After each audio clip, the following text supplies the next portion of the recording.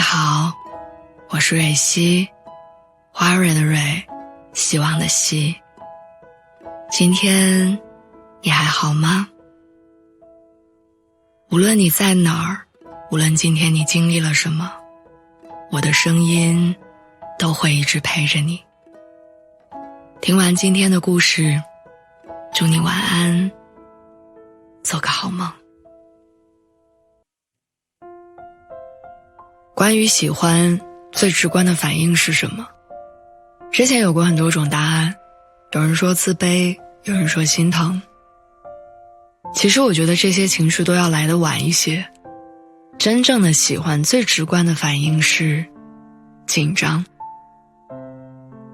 在我爸爸那个年代，28岁还没有结婚就是大龄单身汉了，会被人家怀疑你是不是有什么毛病。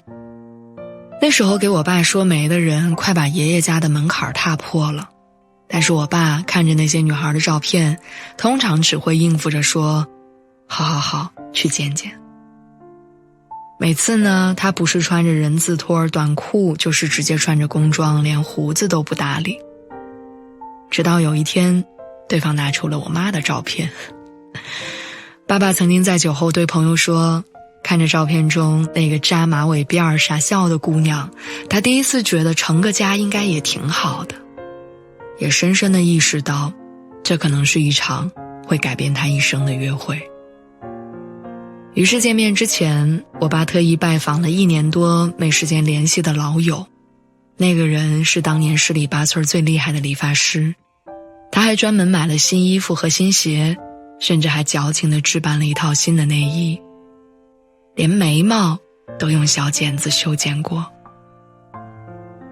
很难想象平日里大大咧咧对小节丝毫不在意的爸爸会有这样一面。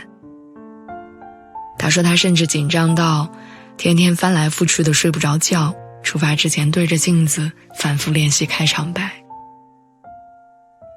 爷爷说，这是因为我爸对我妈上心了，他想留个好印象，也希望妈妈能在见面之后喜欢他。我记得我第一次和男朋友单独吃饭的时候特别紧张，我实在不知道我是要看他的眼睛还是要看他的脸蛋儿，仿佛我盯在哪里都是不对的，讲话也语无伦次。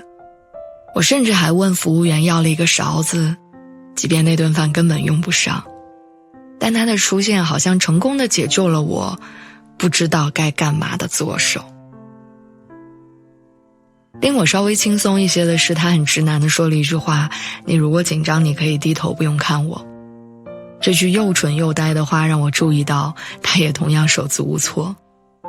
他一边用指尖摩擦着桌面，一会儿又开始不自然地整理眼睛。在一起1年之后，我突然想起这件事儿，然后逼问他，你当时怎么会说那么奇怪的话？他说他那天心脏都要停了，尤其当他的眼神碰到我的目光，他实在无法预料下一秒会不会出糗。冷静可以帮助理智重新获得思想的控制权，但面对喜欢的人，紧张通常会在我们毫无防备的时候，瞬间把大脑打扫成空白的状态。所以约会时候的紧张，其实意味着我对我们的关系很有期待。可是关于这一点，我也常常听到不一样的言论。有人说恋爱次数多了就会成为老油条，比如说初次见面，就算一天见几个也不会慌乱。还有人说多接触各种类型的人，你会掌握爱情的技巧，无论对方是谁，有经验的社交达人都能够处理得游刃有余。可是你要知道，所谓的恋爱技巧只能用在没那么喜欢的人身上。